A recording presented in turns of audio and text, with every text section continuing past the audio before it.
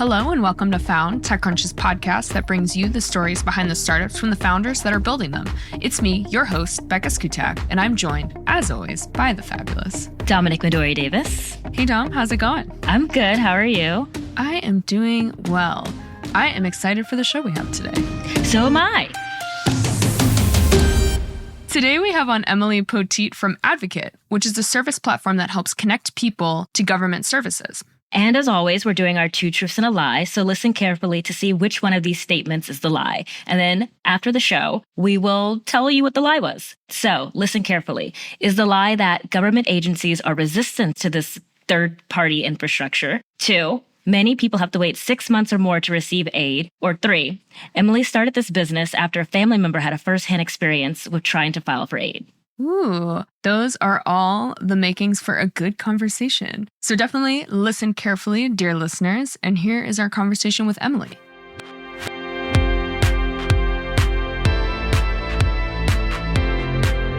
Hey, Emilie, how's it going? Good. How are you doing? Oh, doing well, hanging in there, trying to trudge through winter. Thanks so much for coming on the show. It's my pleasure. Yeah. I think a great place to get started is, why don't you tell us a bit about Advocate? Sure. So at Advocate, we are going to ensure that all Americans are able to access any government benefit for which they're eligible.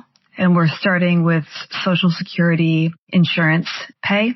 What that means is if you've worked for a long time, paid into the system, and become too sick to work, you are actually eligible to access a public insurance product that will replace some portion of your monthly income and eventually give you access to Medicaid so that you can meet your very basic needs when you're going through a big health crisis.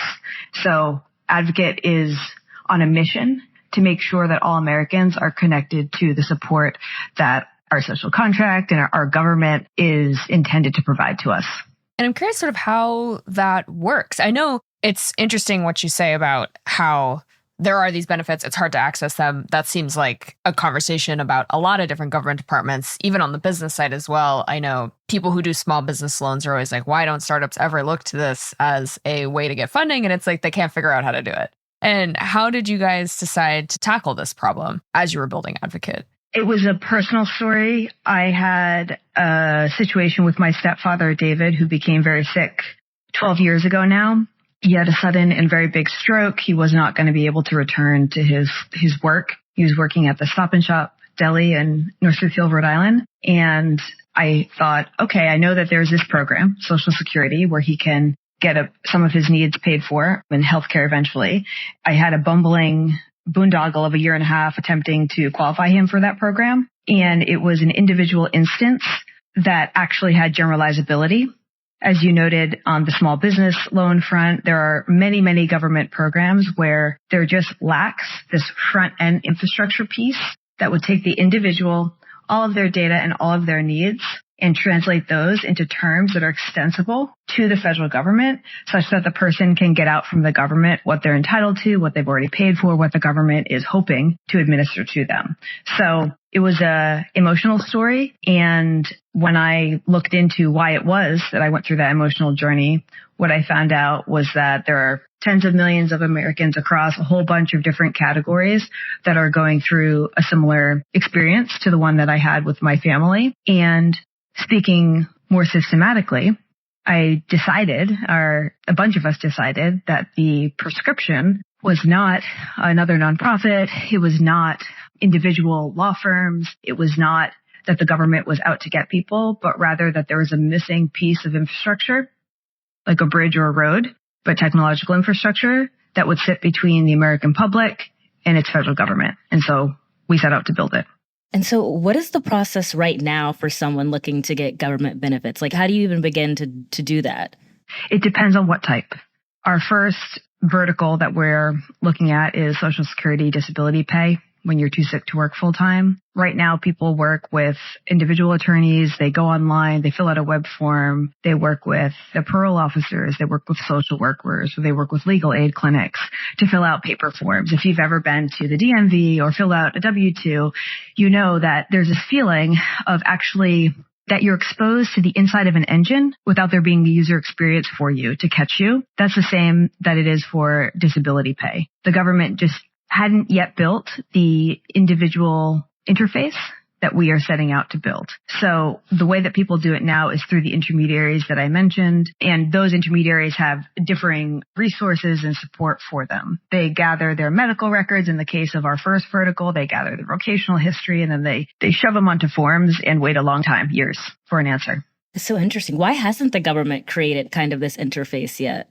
They do have web applications, so you can go online, and I will have to ask them. I think I know the IRS. I mean, I have asked them a lot, and I think they do have web applications, Social Security, where you can fill things out online. The trouble is, it's kind of like if you went and filled out a web application for college and you wrote down your name, you said, hey, I think I'm good at science, and then you didn't submit any test scores and you didn't submit any letters of recommendation nor your transcript, and you said, hey, college, can I come? They would say, well, we have to look into this.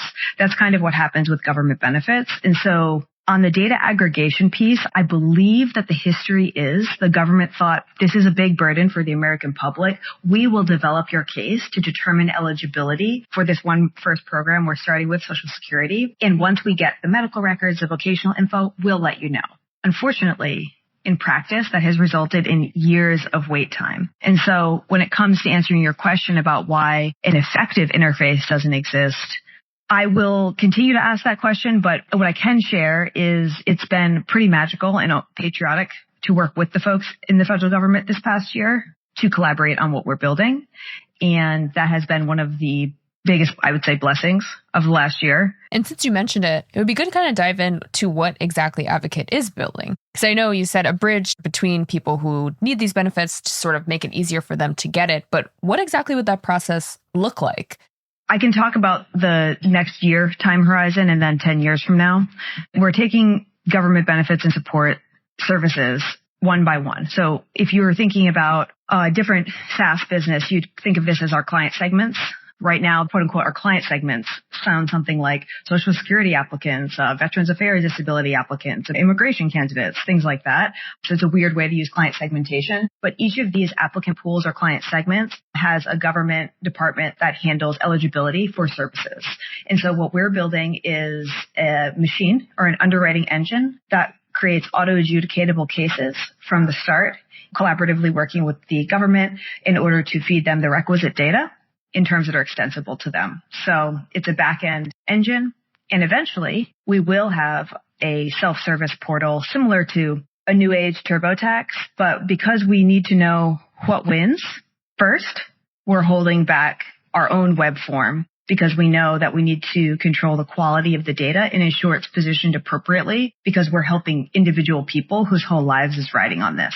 And you'd mentioned a little bit earlier about what it was like kind of working with the government orgs that are behind a lot of these different benefits in the areas you're looking into. And what has reception been like working with them? Were they excited to meet with someone who's trying to maybe fix a problem that they're aware of on their own end? Is there sort of any kind of friction there of when you're working with a huge government agency as a small company getting off the ground? What has that looked like of trying to kind of work with them to find this solution? Yeah, it has looked like, I don't know what elbow grease looks like, but that's what it has felt like and looked like. It's been me just hustling to talk with people. So I'd say that the existence of industry, like just let's take the three verticals I mentioned.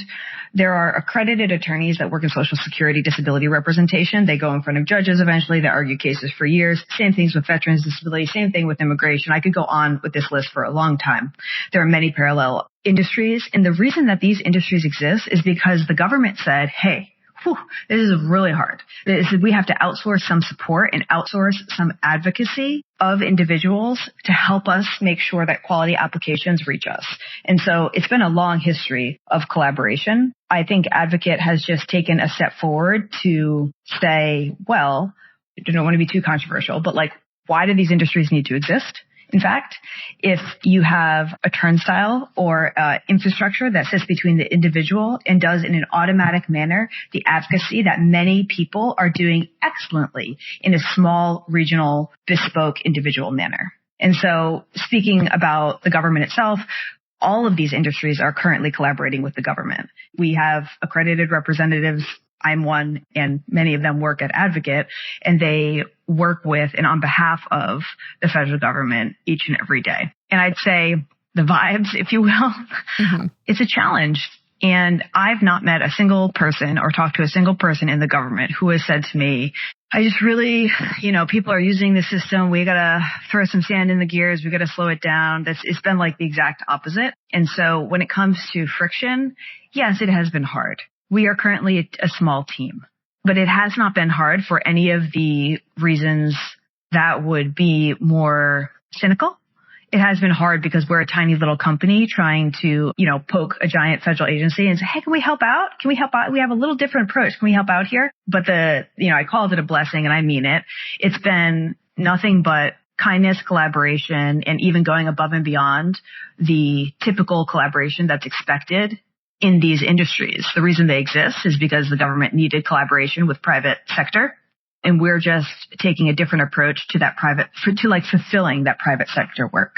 And so where are you guys right now in terms of the building process of your company? I can talk about the technology platform. So we made a lot of infrastructure investments from a technological perspective over the first year and recruited kind of our founding team, I would say. And our portion, I don't want to oversell it, like 40 to 50% of the way through automating the Social Security application that I mentioned. And by December, we will have launched our second vertical. So remember, I was kind of talking about government agencies as client segments. We will be on to our second client segment by December of this year. And we expect to have, within a certain band of complexity, the first automated application available. In our first use case, as I mentioned, is the Social Security disability insurance product. And when it comes to our team, we are 16 now, we'll be 50 by the end of the year. And the important thing is we will be helping thousands of claimants. We have already 2,000 on our books. We'll have many, many more at the end of this year.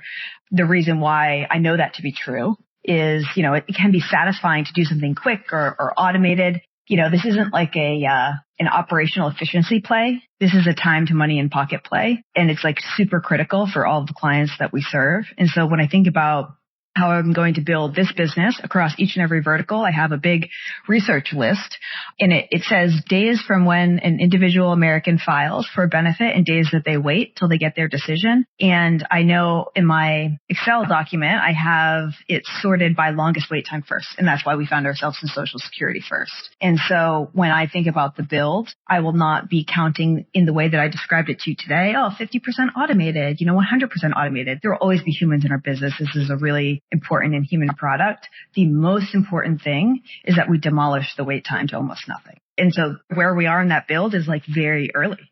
But I have no doubt that with our team and the collaboration that we are lucky to be a part of, that we are headed in the right direction towards like diminishing the wait time very significantly, which I expect to explode our growth. And maybe diving just one step further into the product, just for my own knowledge, how are you guys working to automate this? I know you are using AI, but kind of like what exactly does the underbelly of the product look like? Well, now, some of it is secret, but essentially what we are doing is there are a number of steps in government adjudication for eligibility.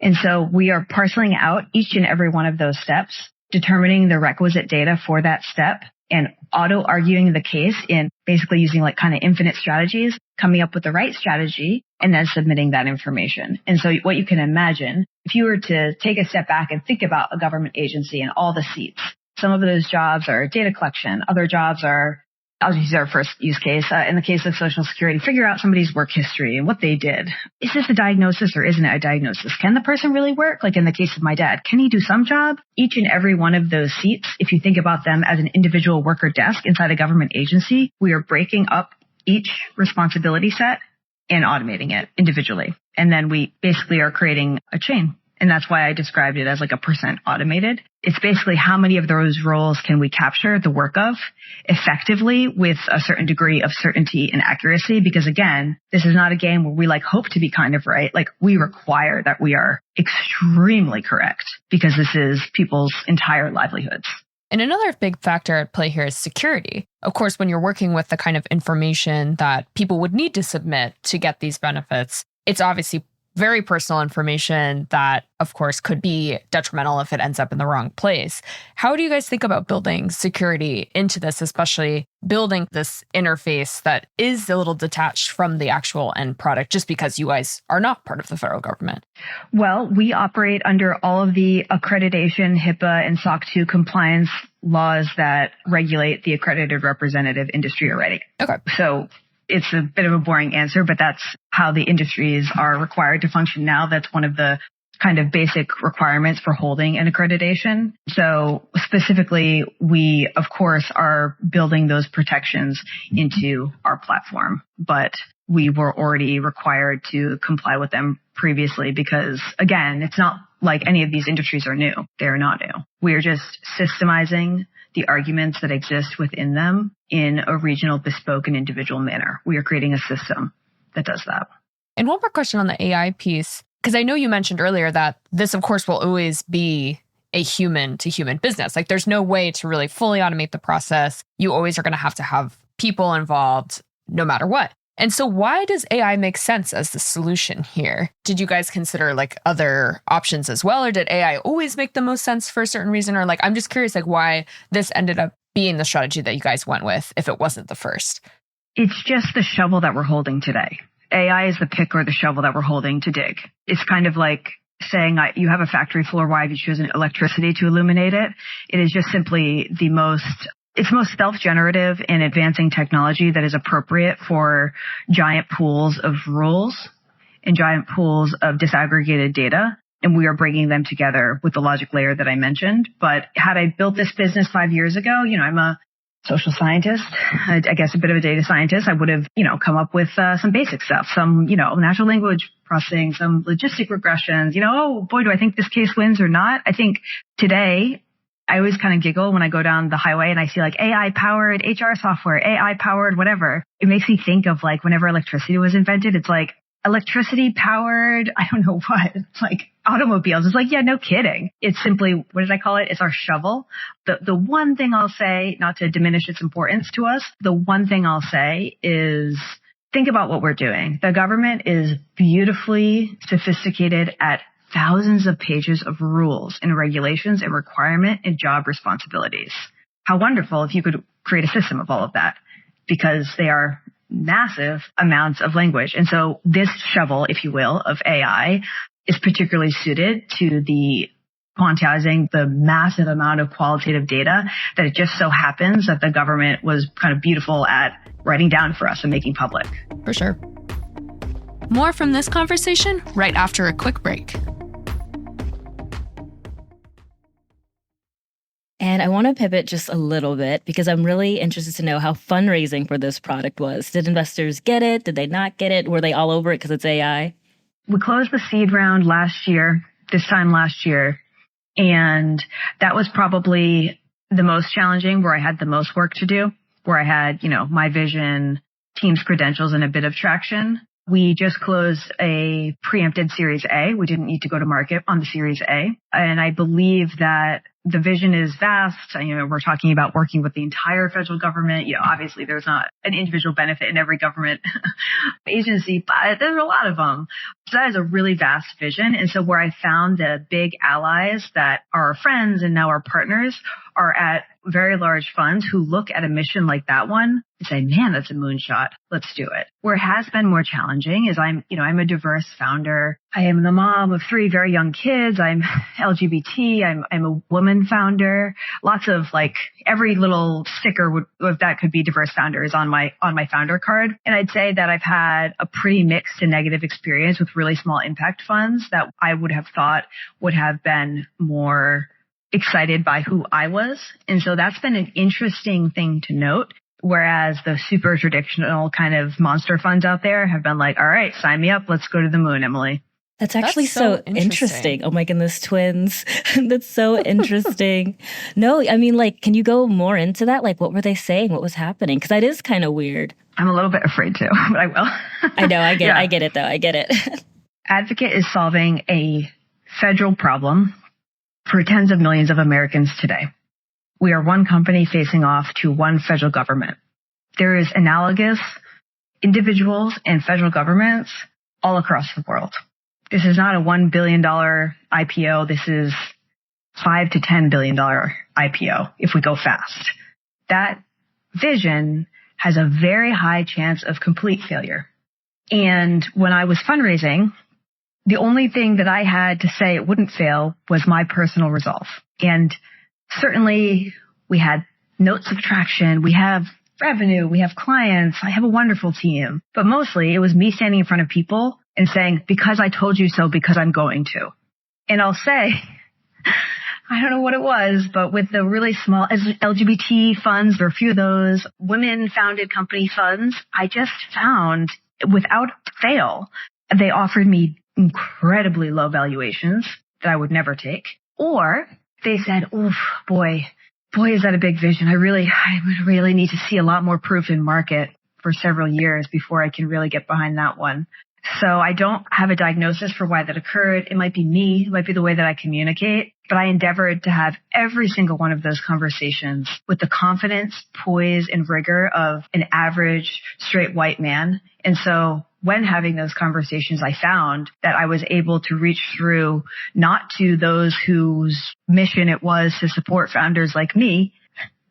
And so I don't have a diagnosis, but I do know that that was my experience. That is so interesting to think about, especially because if you're raising a seed round, most seed stage companies don't have a ton of proof points and things they can lay out already, especially raising at that stage. But I do want to touch on this a little bit because you mentioned it a bit at the top of the call as why Advocate is a company that would go out and raise venture funding as opposed to, like you said, more of a nonprofit or sort of a different kind of structure. And we had someone on the show a couple of months ago who was doing something similar with legal advice. And he said the same thing where he was like very adamant that this should be a company, this should not be a nonprofit, this should not be sort of like pro bono work among different lawyers. And I'm curious to ask you the same question. Why did it make sense for Advocate to be a venture-backed startup as opposed to some of those other routes that you could have taken for something in this area? Basically, there's a huge piece of technological infrastructure missing from our country, and it is critical, and it hurts individuals, and it deserves the very best minds and the largest pools of capital directed at it. It is a similar question to saying, why does a Lamar home building exist? Why do the companies that build every single bridge and every single road and all the waterworks in our country, there are private sector companies that do that because the problem is massive, and efficiency and speed are required because we are connecting individuals to the support that our social contract meant to set up. So in summary, I'd say criticality, scale, and speed. It's perfectly fine to have a services business or a nonprofit in these industries, and people do that, and they absolutely help individuals without a doubt. There is not an easy way to build a giant technology platform and drive it to national level adoption in 2 or 3 years without huge infusions of capital. Right. And so it's like the content of what we're doing is social impact, but man, I couldn't be more like, if there was a way for me to accelerate our approach, you know, we closed the Series A week ago. It was preempted. If I can get some proof points, I'm going to raise the B immediately. Like, I cannot bring accelerant to this issue as, you know, it's like with all of the strength in my being, I would choose to move this forward as quickly and with as massive scale as was responsible. Because remember, who we're facing off to are like individuals like my father who are like certainly hurting. It drives my urgency, and it also drives in some ways my caution. I appreciate your question on the compliance and things like that. Those are table stakes. But with communications, with our human in the loop, with our team of experts that will always work with people regardless of what vertical or category, that is the counterbalance to the other things that I'm saying. Definitely. And staying on the startup piece for just a second, because I know this had been an issue, especially with what happened with your father, that had been ongoing, that you had been looking into for a while before realizing the real scale of the problem and eventually launching Advocate. What was it like actually deciding to take the leap to launch the company? And why was the timing right? How did that decision all kind of play out? Oh, the timing was so bad. My dad got sick again 2 years ago, and I was like, oh yeah, that problem, that was horrible. What's going on with government benefits? And I looked into it again. So it was, 12 years ago, and then you're like, what did you do for 10 years? Well, I worked in a variety of formal large company capacities, but 2 years ago, he did get sick again. And I was aware of services businesses in these industries, and I can't describe to you how bad the timing was. I just felt I wish I could give you a systematic, like thoughtful answer, but genuinely, I was like, this is so crazy that this is missing. How has no one realized this before? I just have to do it. So I think I had a 1 week old or something.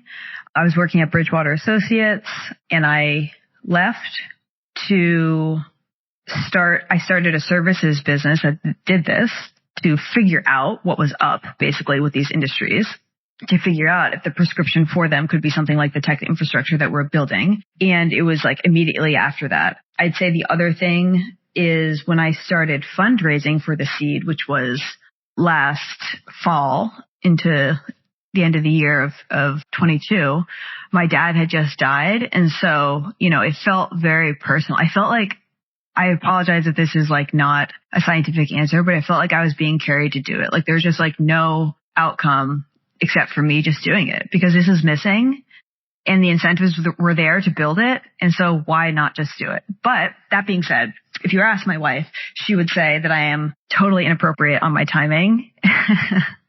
And, I have 3 little kids in like private preschool, things like that. And I think if there's ever an idea, if I can like share something, if there's ever an idea that feels inescapable, for me, it just like came to me and I was like, and now I do this no matter what. I wish I could say that it was more upper floor brain, but it was more downstairs, instinctual. You mentioned you had another company before this, right? Mm-hmm. How many companies have you started? Just 2. I did a turnaround of one a few years ago in the insurance space. I just love insurance. That other one is a services business that operates in the space. That was a bit getting my feet wet into like becoming accredited, understanding what was going on. A lot of the questions you've asked me have said, wait, like, could this be a nonprofit? Could it be, a network of social workers, a network of parole officers? That would be incredible if I could hand to them an infrastructure that made it possible. But for me, the last company was basically on the job training to understand what was required here. Yeah, because I was going to ask, what have you learned in your entrepreneurial journey as you, I guess, keep founding companies, and what advice you've brought from your first company compared to now, I guess?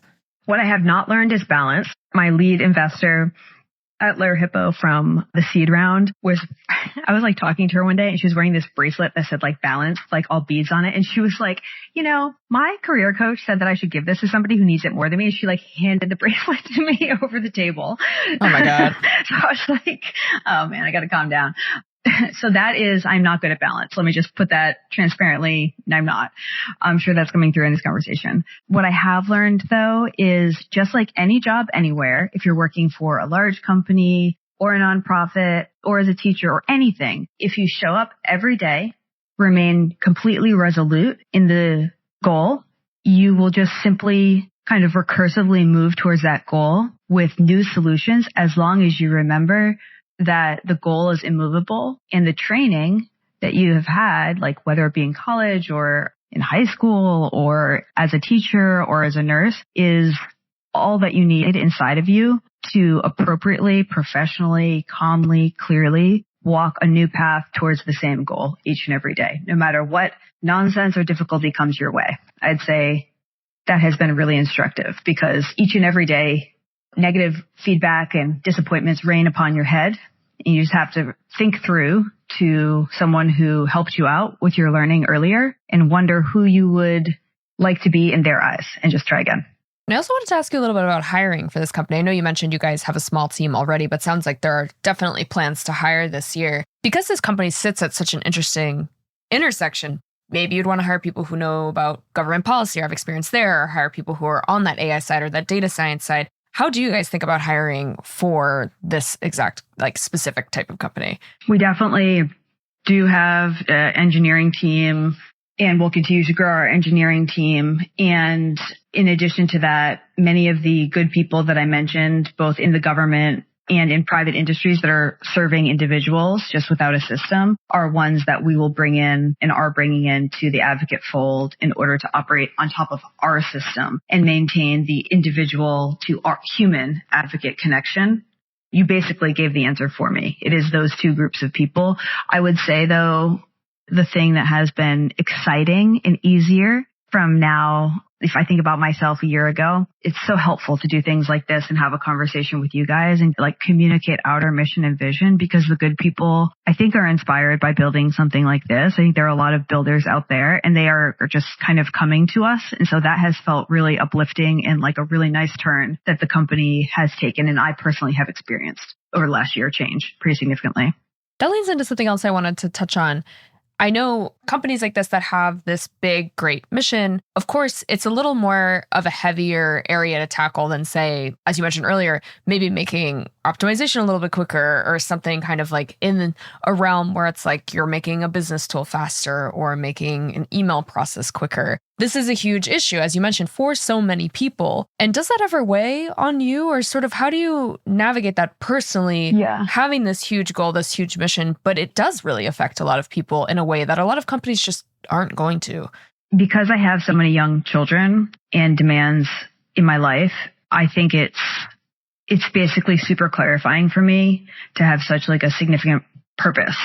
I don't know that I could care about automating email for a company. Sorry for the email automation companies out there. But, I was glancing over my shoulder and I have a mirror behind me that I use as a whiteboard, and I have 38 people written on it. And those are the number of advocate clients who died last month waiting for their day in court to prove that they were too sick to do their full-time job. So it does get more clear than that for me. And I'd say it is probably the reason why that really nice, kind investor handed me the bracelet that said balance and probably why I need to be told to cool my heels more. But to me, it's kind of exhilarating and feels self-actualized and incredible that people would care enough about what we're doing to help advance this mission on behalf of those 38 people, of people like my stepfather, David, of really all of us as we touch more and more verticals. Again, it's one of those things in the past year that's been absolutely the best job I've ever had. Probably will be the best job I've ever had. And it's something that I didn't exactly expect, that kind of drive to come from something, as you called it, so heavy and difficult. It's like, really, what else matters? How about you like keep people alive and you make it so that they can buy groceries faster? Probably start there. And unfortunately, that puts us right at time. So we are going to have to wrap there. But thank you again, Emilie, for coming on the show. Thank you guys so much.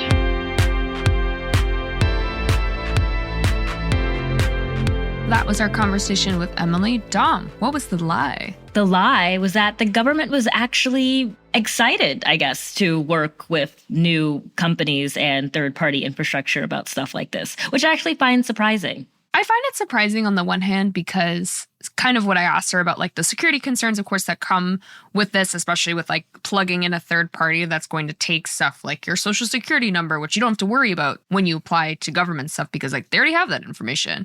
But on the other hand, the government was probably like, oh, you want to build this for us? Great. Like, we don't want to do it. So like I am surprised, but I definitely could see maybe why they'd lean in. Yeah. And it's also really, really early because working with government is just hard in terms of how slow it is and how ridiculous it is. So I imagine that right now everyone's excited, but as the product develops and as just working with bureaucracy kicks in, I imagine that things might get a little bit more challenging.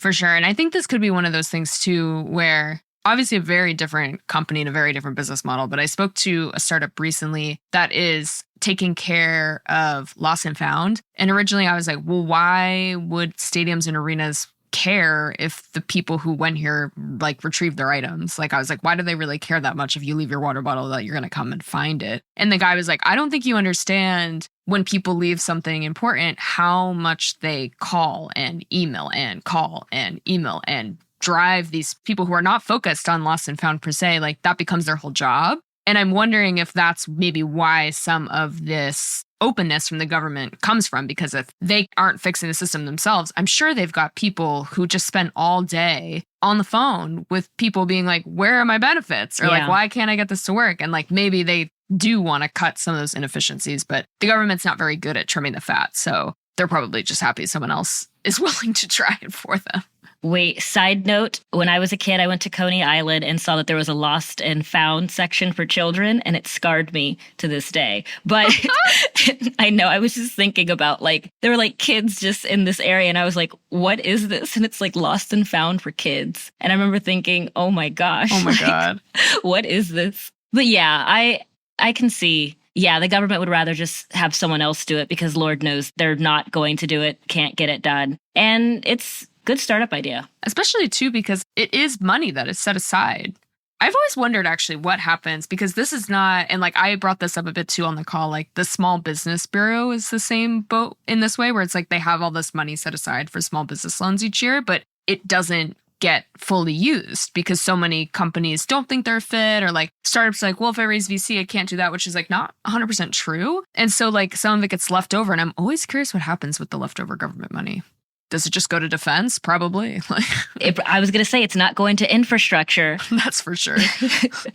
But the government is so confusing with everything. Like even thinking about it, I don't even know, not that our generation will get Social Security benefits, but I was like, I don't even know how you apply for benefits now and that process. It seems like everything is so confusing. So having a company that just makes it easier or applies like, I don't know, a millennial aesthetic to it would make this probably a lot easier for a lot of people, because the government has a lot of stuff. And it seems like we've been talking to a lot of companies who've been working with the government, and they're saying, yeah, the government wants to do better. They just don't know how, or they can't at the moment. No, and I think that's why this feels like a good use case for AI, even though it's like the one hand I brought up the security concerns. Of course, you get that with AI. If it's learning what you're putting in your docs, that means it's learning your address and your social security number. And it's like learning those things if you're using that kind of an application in that way. But at the same time, like Emilie made the good point that there are actually rules, and like they are written down, and that is real data that we know to be correct, that the government put out, that they can use to train the model to help people find these benefits and fill out the forms. So that part of it, I'm like, that makes total sense, because that's the thing I keep hearing more and more from various AI startups, is that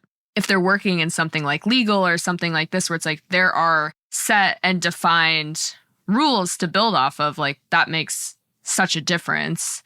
It doesn't have to guess. Like if you ask it about something, it can actually go and pull the individual rule because they exist. Yeah, a good use case for AI. I imagine no one likes being on the phone for like 6 hours arguing about benefits.